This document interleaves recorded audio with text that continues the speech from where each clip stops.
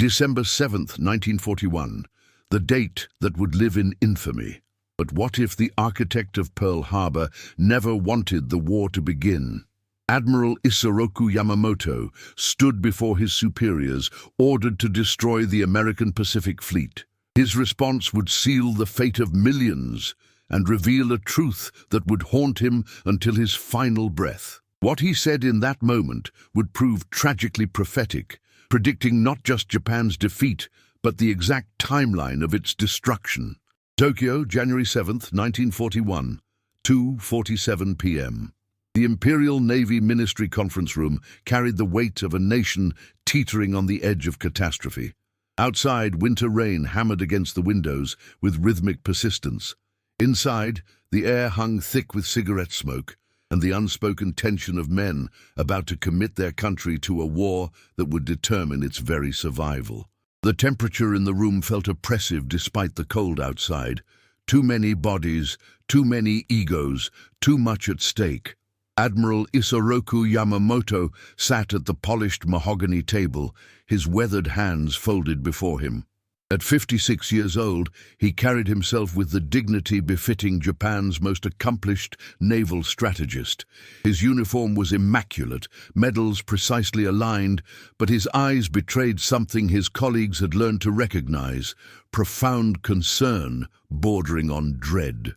The scent of green tea had long since faded from the cups before them, replaced by the acrid smell of anxiety and tobacco. Around him sat the architects of Japan's military expansion, men whose ambitions had driven the empire into China, into French Indochina, into a collision course with the Western powers. Vice Admiral Chuichi Nagumo sat rigid, his face an impassive mask. Admiral Osami Nagano, chief of the Naval General Staff, leafed through intelligence reports with methodical precision. These were men who believed in Bushido, in Japan's divine destiny, in the righteousness of the greater East Asia co-prosperity sphere. They saw America as weak, materialistic, lacking the spiritual fortitude for prolonged conflict. Yamamoto knew better. He had lived among them. From 1919 to 1921, he had studied at Harvard University in Cambridge, Massachusetts. He had walked the streets of Boston, watched the factories of Detroit from trains heading west, stood in Times Square in New York City, surrounded by buildings that scraped the sky. He had traveled to Texas and California, seen the oil fields and the agricultural abundance, the infrastructure that stretched across a continent. He had observed not just American military capacity, but something far more dangerous to Japanese ambitions: American character.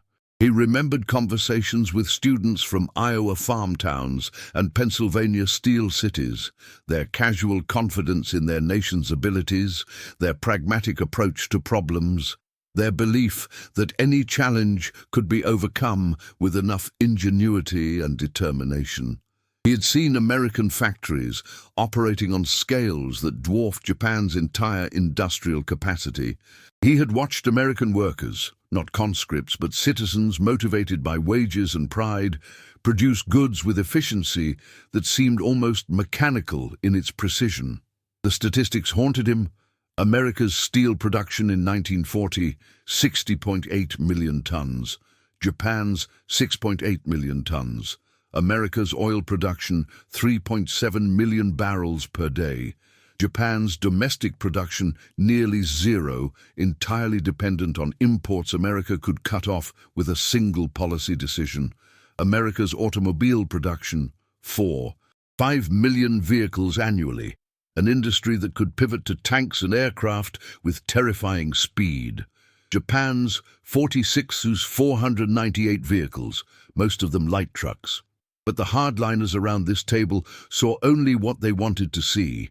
They cited Japan's victories in China, conveniently ignoring that those victories came against a fractured nation engaged in civil war. They pointed to German successes in Europe, discounting that Britain still fought and that Soviet resistance had proven far more stubborn than Hitler's timeline predicted. They believed their own propaganda about American weakness, about a nation too soft, too divided, too focused on luxury to sustain a long war across the Pacific. Nagano cleared his throat. breaking Yamamoto's reverie. Admiral Yamamoto, the oil embargo has forced our hand. American sanctions have reduced our fuel reserves to 18 months at current consumption. Less if we prepare for major operations. The Americans, British and Dutch have effectively encircled us. We face a choice: submit to their demands and abandon our position in Asia, or strike before our reserves are depleted and our fleet becomes useless steel sitting in harbors. The logic was sound from a certain perspective. President Roosevelt's Executive Order 8832, signed July 26, 1941, had frozen Japanese assets in the United States. The subsequent oil embargo by America, Britain, and the Dutch East Indies had created exactly the crisis Nagano described. Japan's war machine consumed 12,000 tons of oil daily. Without access to petroleum, the Imperial Navy would be reduced to coastal defense within months. Yamamoto had argued for months against this path. He had written memorandums, delivered presentations, pleaded in private meetings. We should negotiate, he had insisted. We should compromise on China. We should recognize that America's industrial capacity makes prolonged war unwinnable. His arguments fell on ears deafened by ambition and nationalist fervor. Now came the inevitable order, delivered by Nagano with the weight of imperial authority. You will plan an operation to destroy the American Pacific Fleet at Pearl Harbor. This will give us 6 months, perhaps a year, to seize the resources of Southeast Asia and establish a defensive perimeter. By the time America rebuilds, we will be impregnable. The silence that followed felt like a physical presence. Every officer in the room understood the magnitude of what had been said. They were committing to war with a nation whose population exceeded 132 million against Japan's 73 million, whose economy was 12 times larger, whose geographic position made it invulnerable to the kind of knockout blow Japan could deliver. Yamamoto's hands tightened almost imperceptibly. When he spoke, his voice carried the calm of a man who had accepted an impossible burden. If ordered to fight, I can promise you a wild rampage for 6 months to a year. After that, I have absolutely no confidence. The words landed like artillery shells. Officers shifted uncomfortably. Nagumo's mask cracked slightly, betraying confusion. Nagano leaned forward, his voice sharp. 6 months! Admiral, you designed this operation. You convinced us Pearl Harbor was the key to defeating the American Pacific presence. Pearl Harbor will cripple their battleship fleet, Yamamoto replied, his tone measured but unyielding. It will buy us time. But I have lived in America. I have studied at their universities. I've seen their factories, their infrastructure, their national character. We are waking a sleeping giant. When Americans are attacked on their own soil, they do not surrender. They mobilize. They innovate. They endure. He pulled a folder from his briefcase, spreading papers across the table. Consider these facts. America's shipbuilding capacity exceeds ours by a factor of 5 to 1.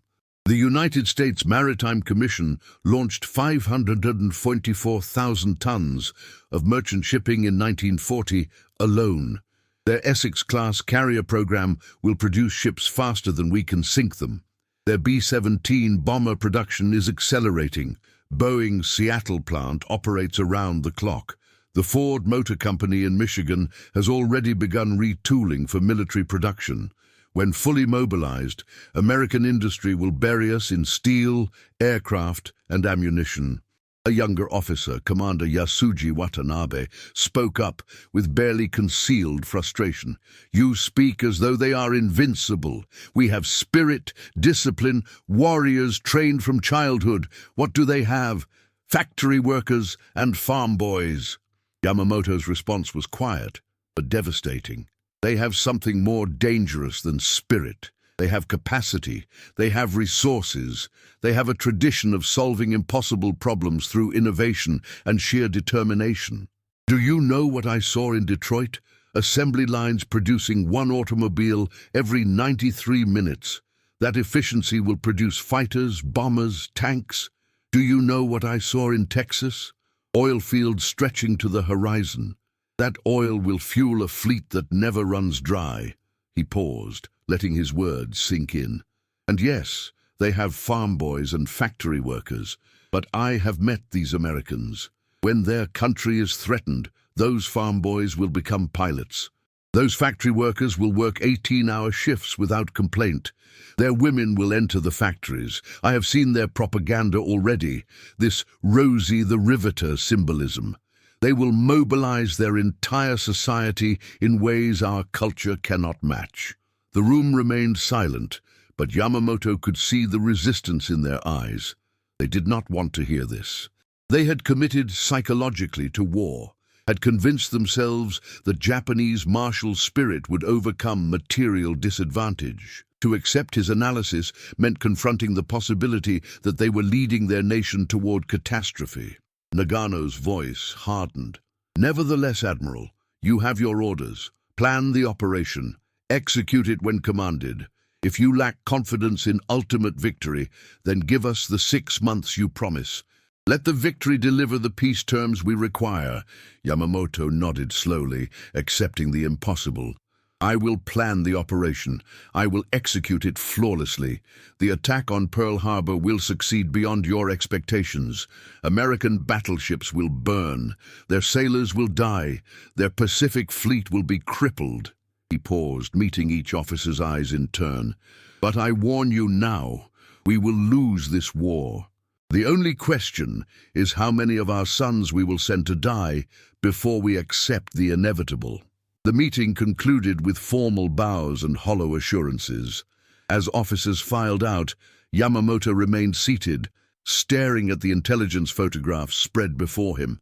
Aerial reconnaissance of Pearl Harbor showed battleships nested together like sleeping titans: USS Arizona, USS Oklahoma, USS West Virginia, USS California, USS Nevada, USS Pennsylvania, USS Tennessee, USS Maryland. 9 capital ships, dozens of cruisers and destroyers, the symbol of American Pacific power concentrated in a single harbor. He knew he could destroy them. The question that haunted him was whether destroying them would matter. Outside, the rain intensified, drumming against the windows with increasing fury, as though the heavens themselves wept for what was coming. Yamamoto gathered his papers, his movements mechanical, his mind already calculating flight paths, torpedo modifications, timing coordination.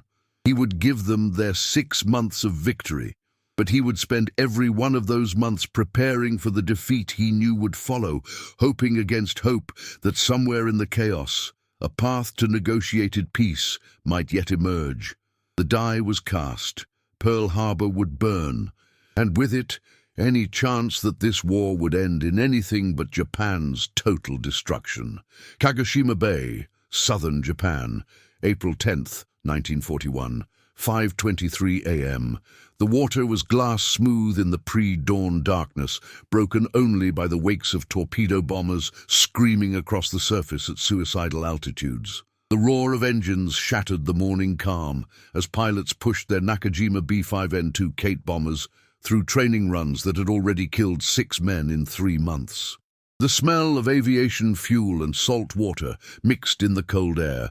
This was where the impossible had to become routine.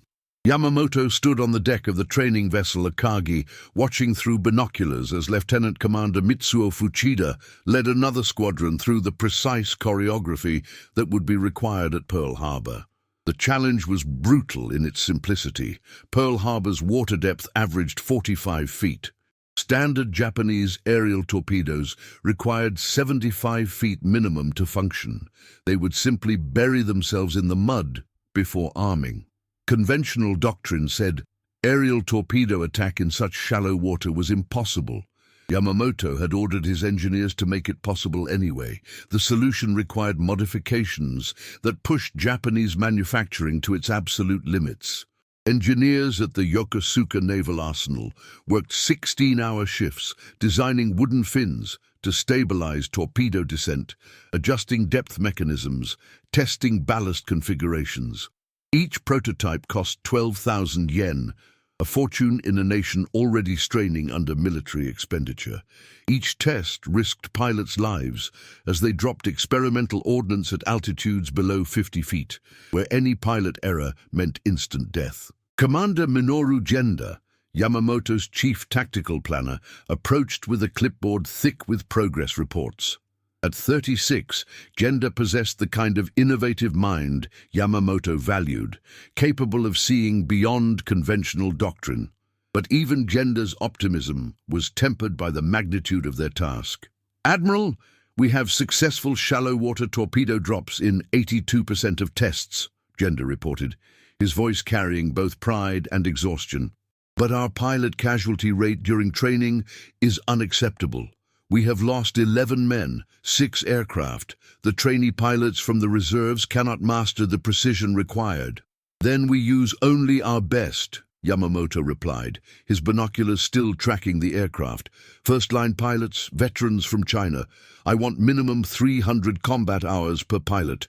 This operation cannot rely on adequate skill. It requires perfection." The tactical challenges multiplied with every planning session. Pearl Harbor sat 3,400 nautical miles from Japan, beyond the range of any fleet operation Japanese doctrine had ever attempted. The logistics were staggering.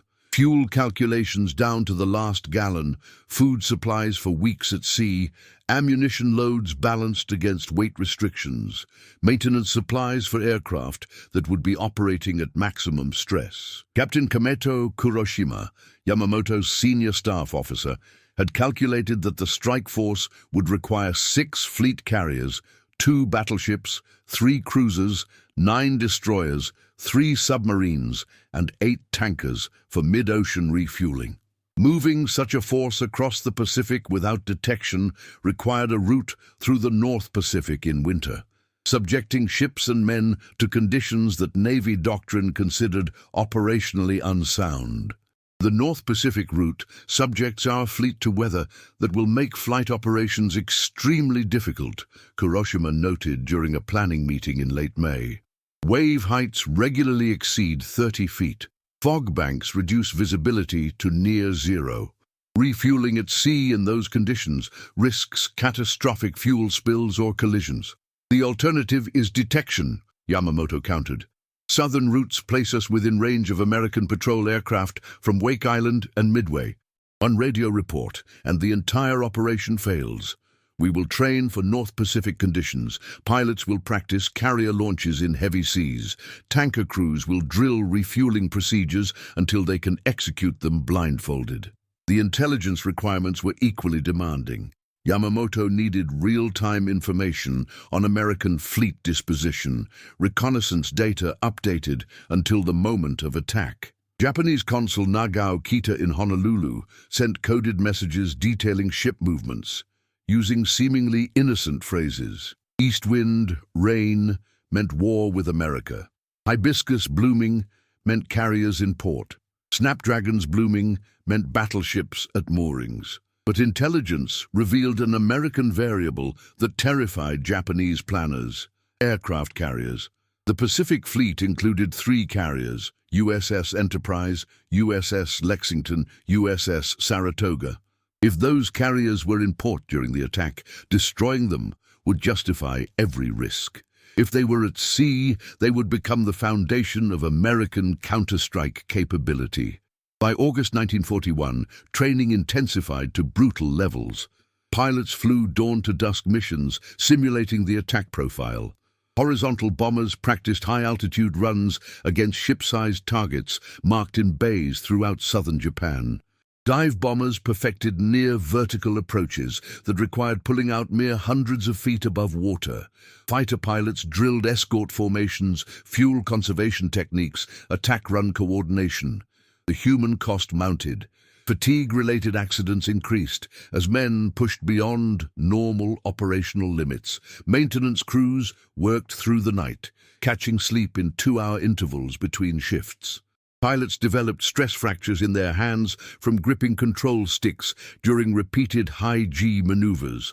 Medical officers treated exhaustion, dehydration, and psychological strain with stimulants and stern orders to continue. Lieutenant Commander Shigeharu Murata, lead torpedo squadron commander, epitomized the dedication Yamamoto demanded. Murata had flown 347 combat missions over China, survived being shot down twice, earned a reputation as one of Japan's finest torpedo specialists. He personally tested every torpedo modification, flew every dangerous training profile first, refused to order his men into any situation he had not already survived. During one planning session, Murata confronted Yamamoto directly. "Admiral, my men will follow these orders. We will execute this attack flawlessly. But I must know, what happens after Pearl Harbor? Do we have a strategy for defeating America, or are we simply buying time before inevitable defeat?" Yamamoto's response was characteristically honest. "We are buying time, Commander. Time for our politicians to recognize reality. Time for a negotiated settlement before America's full industrial might crushes us. I cannot promise you victory. I can only promise you that your sacrifice will be executed with such precision that it gives our nation its best chance, however slim, for survival." The answer satisfied Murata, not because it was optimistic, but because it was truthful. These men were not fools. They read intelligence reports. They understood production statistics. They knew that America's 1941 defense budget exceeded Japan's entire GDP. What kept them training through impossible conditions was not delusion, but duty. The belief that if war was inevitable, executing their orders with perfection was the highest form of service. By October, the tactical plan had crystallized into brutal simplicity. 6 carriers would launch 353 aircraft in 2 waves. First wave, torpedo bombers targeting battleships, horizontal bombers targeting carriers and airfields, dive bombers suppressing anti-aircraft positions, fighters establishing air superiority. Second wave, dive bombers finishing damaged ships, horizontal bombers destroying repair facilities and fuel depots. Total time over target, 90 minutes. Then retreat before American forces could organize counterattack. The date was set, Sunday, December 7th, 1941. Sunday morning, when American ships would be in port, crews at minimal readiness, many on shore leave.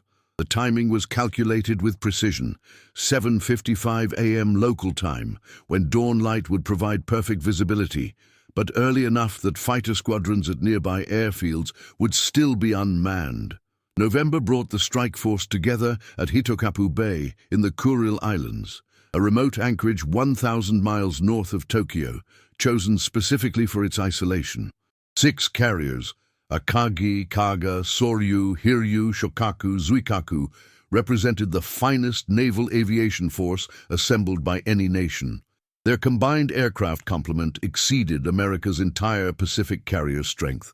Admiral Chuichi Nagumo, appointed strike force commander, received final orders from Yamamoto on November 17th. The orders included a contingency that revealed Yamamoto's persistent hope for peace. "In the event that negotiations with America succeed, you will receive the coded message, 'Climb Mount Nitaka.' You will abort the operation and return to Japan immediately." Nagumo understood what went unspoken. If that message came, it would mean Yamamoto's diplomatic efforts had somehow succeeded, that war had been averted, that this massive preparation would be rendered pointless. But both men knew the probability approached 0.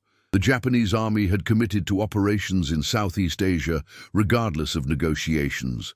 The civilian government lacked power to countermand military decisions. America's demands, complete withdrawal from China and Indochina, were politically impossible for Tokyo to accept. On November 26th, the strike force departed Hitokapu Bay under strict radio silence.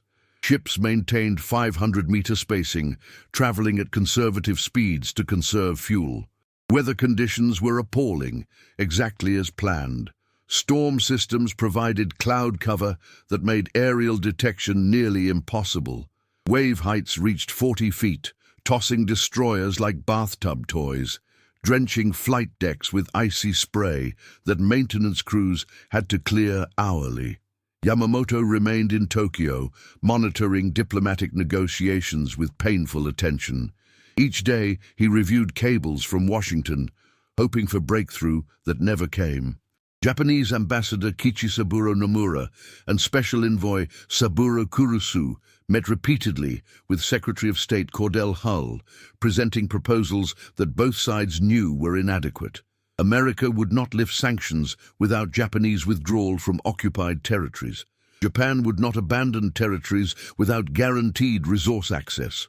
The diplomatic dance was theatre, both sides performing negotiations they knew would fail, while military operations proceeded on irreversible timelines. On December 1st, Imperial Conference formally decided on war. The coded message, "Climb Mount Nitaka 1208", went to Nagumo, not the abort signal, but final confirmation. Proceed with attack. December 8th, Tokyo time, December 7th, Hawaii time. The fleet was now 1,500 miles north of Hawaii, charging south at 24 knots. In Tokyo, Yamamoto sat in his office, surrounded by charts and intelligence reports, calculating and recalculating the odds. Everything was proceeding according to plan. Training had been executed flawlessly. Intelligence confirmed most of the Pacific Fleet would be in harbor. Weather favored the approach. And yet the man who had orchestrated this impossible operation felt no satisfaction, only the cold certainty that he had just set in motion the destruction of everything he had fought to preserve. He had delivered his 6 months. Now came the test of whether Japan could survive the consequences of waking the sleeping giant. USS Arizona, Pearl Harbor, Oahu, territory of Hawaii, December 7th, 1941. 7:48 a.m. Hawaiian time. Seaman James Corey was standing watch on the aft deck, nursing a cup of coffee and enjoying the warm morning sun that had just cleared the Waianae Mountains. The harbor was peaceful. Battleships lined along Ford Island, cruisers at their berths, sailors preparing for church services, and a lazy Sunday. The smell of bacon drifted from the galley. Church bells were ringing from shore. Then he heard the aircraft, low, fast. The sound grew from distant hum to thunderous roar in seconds. The first Japanese bomb hit Ford Island Naval Air Station at precisely 7:48 a.m.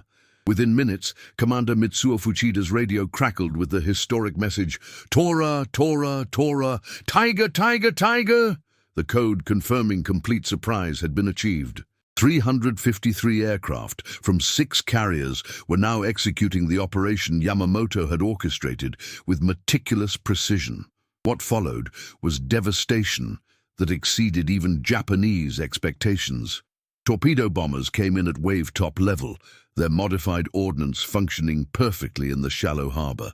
USS Oklahoma took 5 torpedo hits within 7 minutes, capsizing so rapidly that 429 sailors drowned trapped below decks.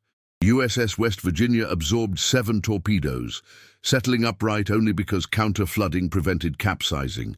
USS California, USS Nevada, USS Pennsylvania, each took catastrophic damage in the opening minutes. At 8:06 a.m., a 1,760-pound armor-piercing bomb, converted from a battleship shell, penetrated USS Arizona's forward magazine. The explosion was so violent it lifted the 33,000-ton battleship completely out of the water. The fireball reached 300 feet, visible from Honolulu, 10 miles away. 177 sailors died instantly, many of them never knowing what killed them. The ship settled to the harbor bottom in 9 minutes, burning for 3 days afterward. The attack lasted 93 minutes. When it ended, 18 American warships were sunk or seriously damaged. 188 aircraft were destroyed on the ground. 2,403 Americans were dead, 1,178 wounded. The Pacific Fleet's battle line, the core of American conventional naval power, was effectively eliminated as a fighting force. In tactical terms, Yamamoto's operation was a stunning success. Every training hour, every modification, every calculated risk had paid off. Japanese losses were minimal: 29 aircraft, 5 midget submarines, 64 personnel. The attack had achieved its objective of crippling American offensive capability in the Pacific for months, perhaps a year. But it had also committed the strategic error Yamamoto had warned against. The three American carriers, Enterprise, Lexington, Saratoga, were all at sea. They had survived intact with experienced crews and operational capabilities. More importantly, Pearl Harbor's repair facilities, fuel depots and submarine base remained largely functional. The attack had destroyed ships, but not infrastructure, wounded American power, but not eliminated it. In Tokyo, Yamamoto received initial reports with grim satisfaction. The tactical success was undeniable. But when he learned that the declaration of war had been delivered late, that the attack occurred while Japan and America were technically still at peace, his worst fears materialized. The attack that was supposed to intimidate America into negotiation had instead been framed as treacherous sneak attack, galvanizing American public opinion in ways diplomatic war declarations never could. Across the Pacific, American response was immediate and overwhelming, but not in ways Japanese intelligence had anticipated. Tokyo's analysts had predicted American shock, perhaps negotiation, possibly even willingness to accept Japanese dominance in Asia if rebuilding Pacific Fleet proved too costly. Instead, recruitment offices in every American city had lines stretching blocks within hours of Pearl Harbor announcement. Young men from farms in Kansas and factories in Pittsburgh lined up to enlist, driven not by orders, but by fury. President Franklin Roosevelt's December 8th address to Congress crystallized American sentiment. December 7, 1941, a date which will live in infamy. Congress declared war with only one dissenting vote. The sleeping giant was not just awake, it was enraged. This was the response Yamamoto had predicted and feared. Americans did not respond to Pearl Harbor with despair or negotiation. They responded with mobilization that defied Japanese assumptions about democratic weakness. Within weeks, American factories began transitioning to 24-hour war production schedules. Women who had never worked outside homes entered factories by the millions. Auto manufacturers retooled assembly lines for tank production. Aircraft manufacturers expanded facilities at speeds Japanese planners considered impossible. The Ford Motor Company's Willow Run plant in Michigan began construction of B-24 Liberator bombers at a pace of 1 aircraft per hour at peak production, a rate exceeding Japan's entire bomber production. Kaiser shipyards in Richmond, California, reduced Liberty ship construction time from 244 days to 42 days through revolutionary modular assembly techniques. American industrial capacity was not just mobilizing, it was innovating at speeds Japanese military culture could not replicate. But in early 1942, Japanese commanders saw only continued victories. Following Pearl Harbor, Japanese forces achieved success after success. Hong Kong fell December 25th. Manila captured January 2nd. Singapore, Britain's fortress city, surrendered February 15th with 80,000 troops, the largest capitulation in British military history. Burma, Dutch East Indies, Philippines, Guam, Wake Island. The rising sun flag flew across the Pacific and Southeast Asia. To Japanese military leadership, this validated their strategy. They had secured the resource territories they required. Oil from Dutch East Indies, rubber from Malaya, tin from Burma flowed to Japanese industry. The defensive perimeter stretched from the Aleutians to the Solomon Islands, fortified by garrisons that appeared impregnable. At every naval engagement, Java Sea, Sunda Strait, Darwin, Japanese forces achieved tactical victories. Admiral Nagano summoned Yamamoto to Tokyo in March 1942, his tone triumphant. "Admiral, your Pearl Harbor operation succeeded brilliantly. We have achieved more in 3 months than we predicted for a year. The Americans cannot challenge our positions.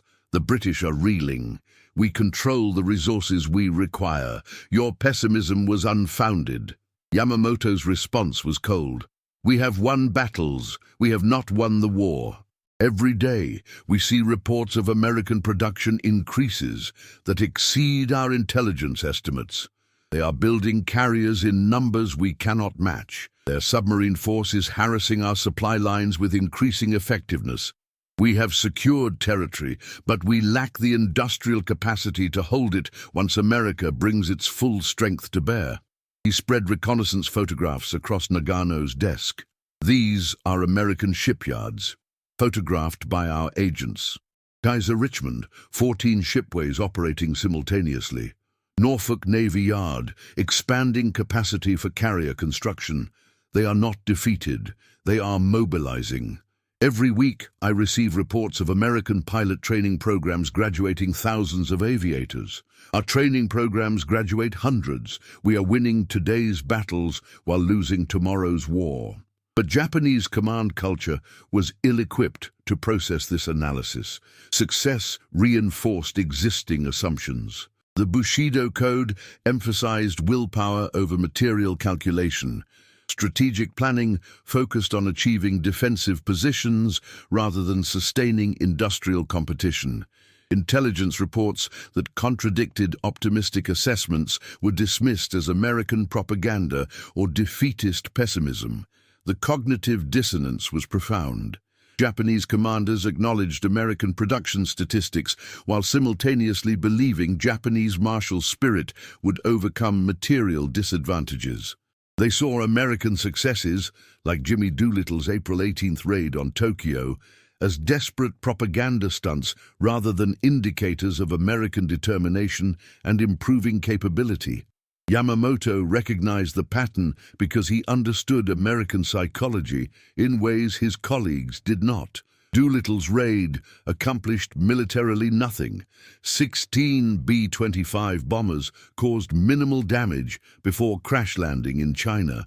But psychologically, it announced to Americans that revenge was possible, that Japan was vulnerable, that determination could overcome distance and difficulty. To Americans, Doolittle's raiders were heroes demonstrating can-do spirit. To Japanese commanders, they were suicidal fools whose failure proved American weakness. This mutual incomprehension defined the Pacific War's trajectory. Japan won tactical battles while losing strategic momentum. America absorbed defeats while building toward inevitable material superiority. By May 1942, exactly 6 months after Pearl Harbor, the balance began shifting. At the Battle of Coral Sea, American carriers traded blows with Japanese forces, preventing invasion of Port Moresby. For the first time, Japanese operational plans were thwarted not by their execution, but by American resistance that refused to collapse. Then came Midway, June 4th and 7th, 1942. The battle Yamamoto planned as knockout blow to destroy American carrier strength. Instead, American codebreakers, demonstrating the technological innovation Yamamoto had warned about, decrypted Japanese plans. American dive bombers caught 3 Japanese carriers refueling aircraft, achieving in 6 minutes what months of planning could not have predicted. Akagi, Kaga, Soryu, 3 of the 6 carriers that struck Pearl Harbor, sank along with their irreplaceable veteran pilots. Hiryu followed hours later. Japanese losses at Midway: 4 fleet carriers, 1 heavy cruiser, 248 aircraft, 3,057 personnel, including many of Japan's finest pilots. American losses: 1 carrier, Yorktown, 1 destroyer, 145 aircraft, 307 personnel. But beyond numbers lay strategic reality. Japan's carrier construction program could not replace losses. America's could easily, while simultaneously expanding pilot training programs that would produce skilled aviators faster than Japan could train replacements. Yamamoto received Midway casualty reports in his flagship cabin, reading through lists of lost pilots, men he had trained personally, officers he had known for decades. The operation had failed not through poor execution, but through American advantages Japanese doctrine could not counter: intelligence gathering, damage control, industrial backup. allowing commanders to risk assets knowing replacements were available. His 6 months had expired. The wild rampage was over. From this point forward, Japan would be reacting to American initiative, trading space for time, sacrificing positions that could not be reinforced, withdrawing from territories that could not be held. The defensive perimeter that seemed impregnable in March 1942 would shrink inexorably as American forces, growing stronger each month, pushed westward toward the Japanese home islands. Yamamoto had delivered his warning. He had executed his impossible attack. He had bought Japan the time its leaders demanded. Now came the terrible confirmation that every prediction he had made was materializing with mathematical precision. The sleeping giant was not just awake, it was advancing with industrial fury that Japanese martial spirit could not overcome, toward a conclusion Yamamoto had foreseen from the moment he accepted the order to attack Pearl Harbor. Bougainville Island, Solomon Islands, April 18th, 1943, 7:43 a.m. Admiral Isoroku Yamamoto sat in the cabin of a Mitsubishi G4M bomber, reviewing naval reports with the disciplined focus that had defined his career. The twin-engine aircraft, called Betty by Americans, was one of 2 transports flying from Rabaul to Bougainville for a morale-boosting inspection of forward bases. Outside the windows, emerald jungle stretched below, broken by coral reefs and turquoise water that would have been beautiful in peacetime. Yamamoto was 58 years old, exhausted by 16 months of war that had validated every warning he had delivered. After Midway, Japanese forces had transitioned from offensive to defensive operations. Guadalcanal, a jungle island Americans should have bypassed, became a 6-month meat grinder that cost Japan 31,000 casualties and naval losses that crippled operational capability. American industrial production was now exceeding Japanese estimates by margins that seemed impossible. Essex-class carriers were entering service months ahead of schedule. B-17 and B-24 bomber production approached 500 aircraft monthly. American submarine warfare was strangling Japanese merchant shipping faster than replacements could be built. Every strategic prediction Yamamoto had made in that Tokyo conference room had materialized. The 6-month rampage had lasted almost exactly that long, from December 7, 1941, to Midway on June 4, 1942. After that, Japanese forces fought desperately to maintain positions against American counteroffensives that grew stronger monthly. Territory secured at great cost was being retaken by forces with seemingly unlimited resources. But Yamamoto's greatest nightmare was American resolve. Japanese propaganda had consistently portrayed Americans as soft, materialistic, unwilling to accept casualties for abstract principles. The reality proved exactly opposite. American Marines fought for Guadalcanal with ferocity that shocked Japanese commanders who expected quick collapse. American submariners pressed attacks despite heavy losses. American pilots, many barely trained by Japanese standards, flew missions with determination that belied propaganda about democratic weakness. The cultural incomprehension persisted at highest levels. Japanese leadership continued believing that inflicting casualties would break American will, not recognizing that each American death hardened national resolve rather than weakening it. The Doolittle Raid, Coral Sea, Midway, Guadalcanal, each battle increased American public support for total victory rather than negotiated settlement. Yamamoto knew because he received intelligence that his colleagues dismissed. American war bond drives exceeded targets by billions of dollars, citizens voluntarily financing military expansion. Rationing programs operated efficiently despite America's tradition of abundance. Women working factory shifts equaled male productivity while managing households. The mobilization was not forced compliance, but voluntary national effort driven by shared purpose. Statistics told the story Japanese commanders refused to accept. In 1942, America produced 47,836 aircraft to Japan's 8,861. American shipyards launched 8 aircraft carriers, 4 battleships, 15 cruisers, 205 submarines. Japanese production, 6 carriers, 1 battleship, 9 cruisers, 42 submarines. The gap was not closing. It was widening exponentially. By 1943, American production would double again, while Japanese capacity declined under submarine warfare and resource shortages. On this April morning, flying to Bougainville, Yamamoto carried knowledge that Japanese high command still refused to accept. The war was lost. Not potentially losable, already lost. The only question remaining was how many Japanese citizens would die before leadership accepted reality. His recent strategic memorandums advocated negotiated settlement, accepting territorial losses in exchange for preserving the home islands and avoiding total devastation.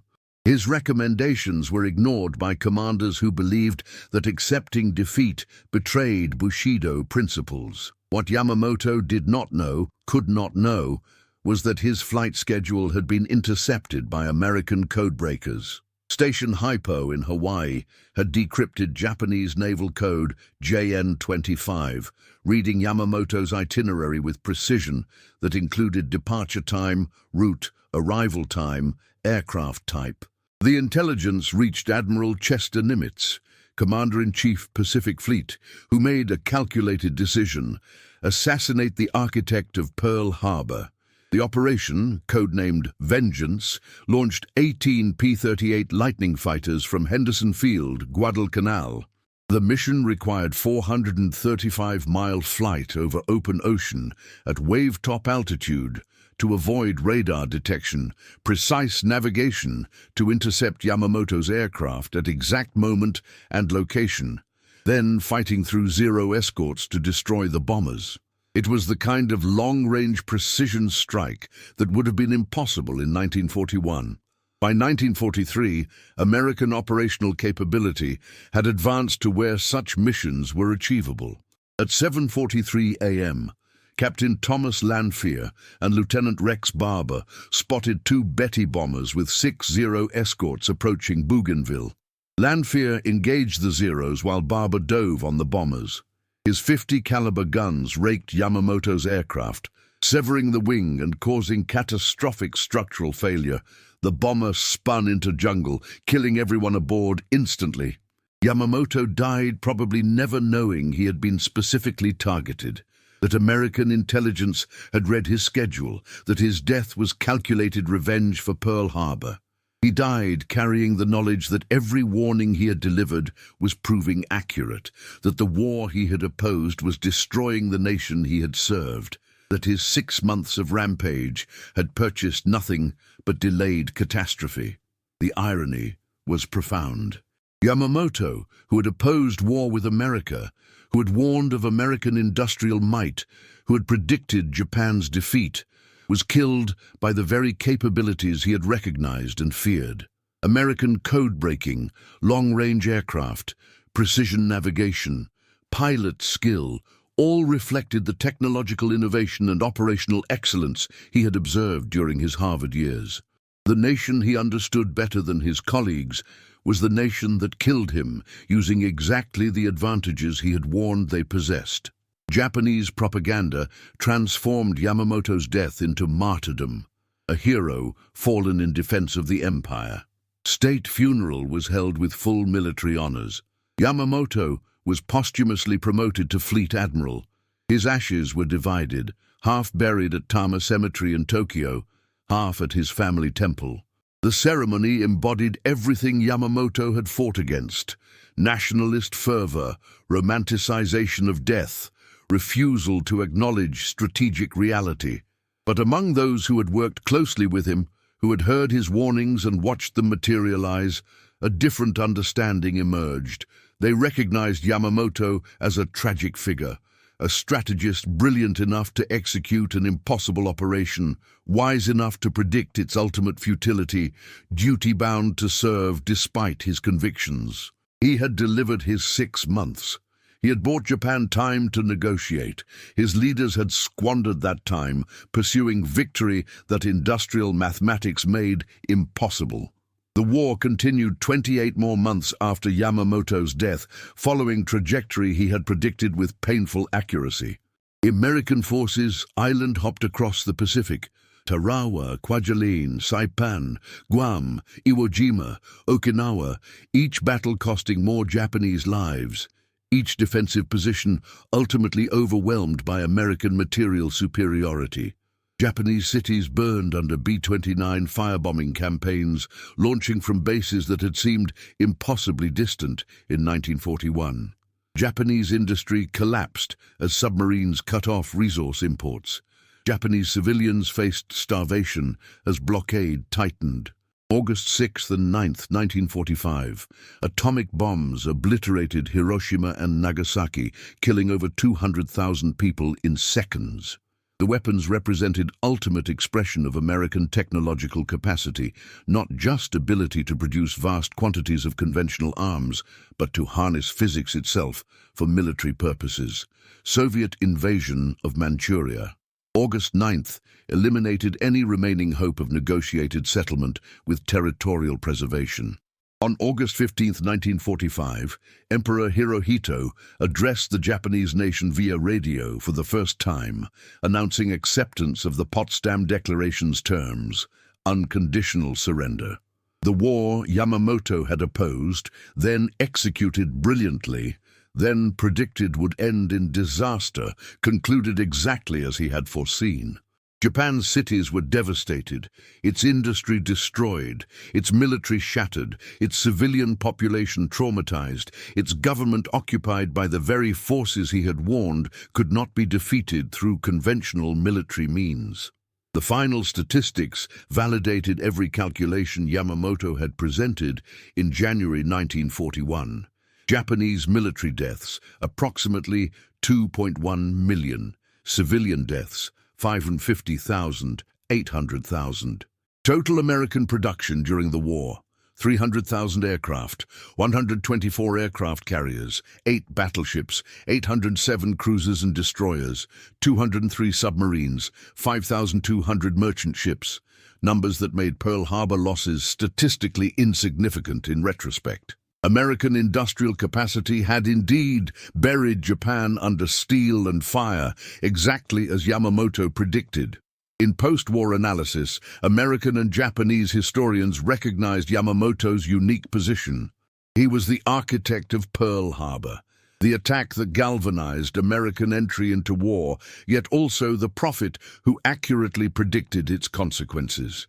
His personal tragedy embodied the larger tragedy of a nation led by men who confused martial valor with strategic wisdom, who believed willpower could overcome industrial capacity, who rejected the counsel of the officer who understood their enemy best. Yamamoto's legacy remains complex. To Americans, he was the author of Pearl Harbor, a military genius whose surprise attack killed thousands and thrust America into global war.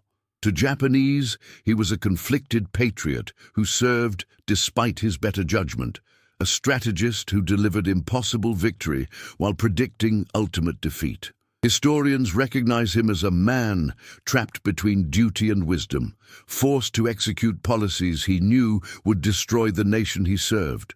His final words to colleagues before departing on that fatal Bougainville mission reportedly included characteristic honesty. "We have lost the initiative. From here, we can only delay the inevitable." He had spent 18 months watching his predictions materialize, watching American capacity exceed even his pessimistic estimates, watching Japanese leadership refuse to acknowledge reality until reality imposed itself through atomic fire and occupation. What Yamamoto said when ordered to attack Pearl Harbor, "I can guarantee a wild rampage for 6 months to a year. After that, I have absolutely no confidence," proved not just accurate, but precise. His 6 months purchased nothing. His brilliance could not overcome industrial mathematics. His warnings could not penetrate dogmatic assumptions about American weakness.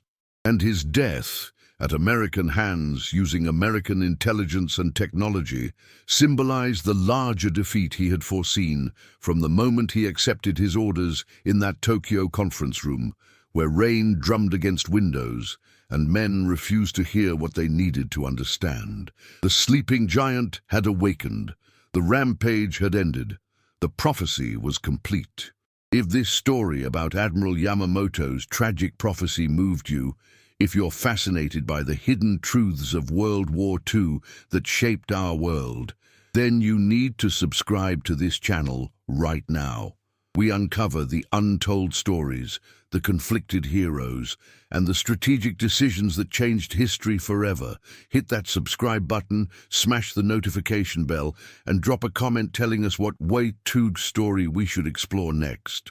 Your engagement keeps these forgotten chapters of history alive. Don't let these stories disappear into the past. Subscribe today.